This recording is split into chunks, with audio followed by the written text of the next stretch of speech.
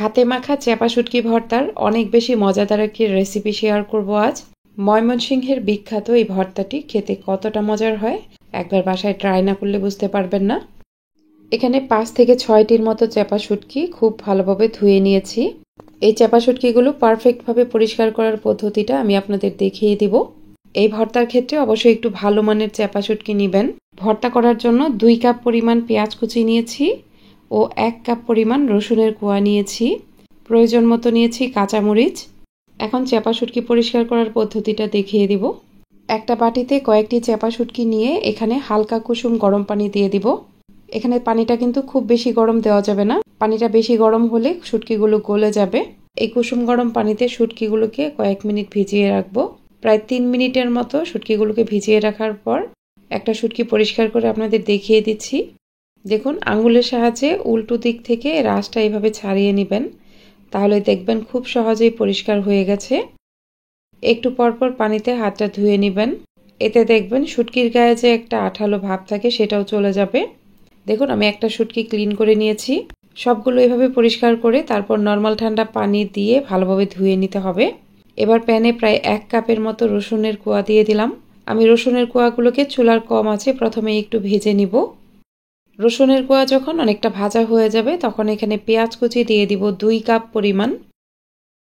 পেঁয়াজ দেওয়ার পর সবকিছুই আবারও ভালোভাবে নাড়তে থাকবো।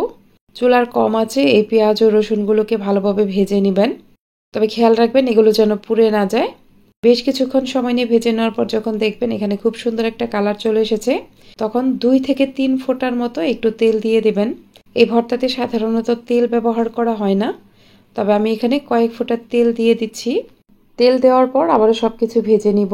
আর এগুলো কিন্তু চুলার অনেক বেশি আঁচে ভাজবেন না, চুলার কিছুটা কম আঁচে সময় নিয়ে এগুলো ভাজতে হবে।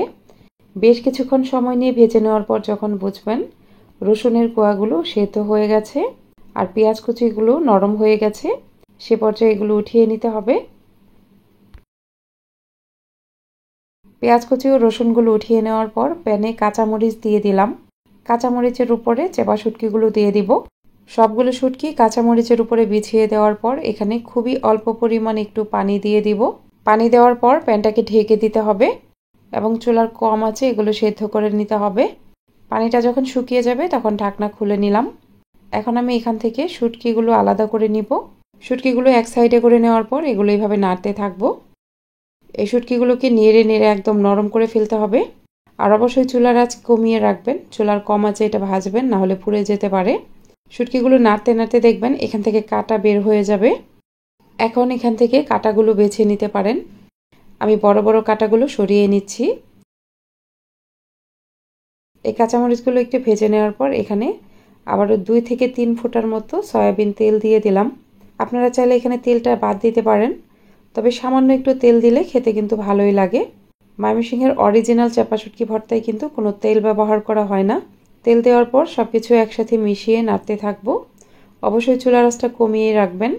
এই কাঁচামরিচের সাথে শুটকিগুলো ভালোভাবে একটু নেড়ে নেওয়ার পর এখানে যে পেঁয়াজ ও রসুনগুলো ভেজে উঠিয়ে রেখেছিলাম সেগুলো দিয়ে দিব। এখানে আমি কিছুটা লবণ দিয়ে দিলাম। লবণ দেওয়ার ফলে সবকিছু আর একটু নরম হবে। রসুন ও পেঁয়াজ দেওয়ার পর কিন্তু এটা আর বেশিক্ষণ ভাজা যাবে না। সবকিছু একটু মিশিয়ে নেওয়ার পরে আমি নামিয়ে ফেলবো। এগুলো ঠান্ডা হয়ে যাওয়ার পর ভর্তা করতে চলে যাব।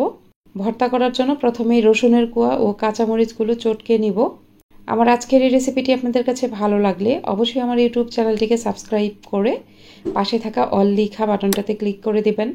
আর ভিডিওটি যারা ফেসবুক থেকে দেখছেন তারা অবশ্যই আমার ফেসবুক পেজটিকে লাইক ও ফলো দিয়ে রাখবেন। কাঁচামরিচ ও রসুনগুলো চটকে নেওয়া হয়ে গেলে সবকিছুই কিন্তু খুব বেশি ডলে ডলে মাখতে যাবেন না। এখন এই ভর্তাটাকে খুবই আলতো হাতে মেখে নিতে হবে। আমার এখানে আরও কিছুটা লবণ লেগেছিল। সবকিছুই একসাথে মেখে নেওয়ার পরেই ভর্তাটা একদমই রেডি।